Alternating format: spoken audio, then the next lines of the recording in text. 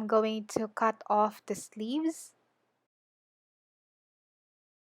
And then I am going to trim off the seams. Measure in 2 inches from the side seam, for it from the underarm seam all the way to the waistline. I will repeat the same step on the other side seam and trim off the excess fabrics. Join the sleeves, but first I will have to trim it.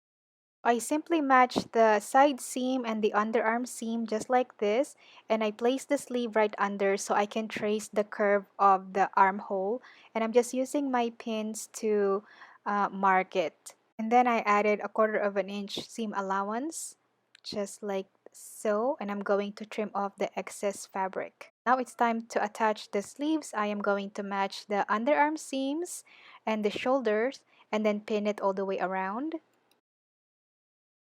By the way, if the sleeves are a little too big for the armhole, you can easily ease it by sewing a base stitch right on the top of the shoulders and kind of slightly gather it so it will fit in the armhole. And I also overlock the edges just to make it nice and finished. This is the final product. As you can see, it looks so much nicer and it's not too big around the side.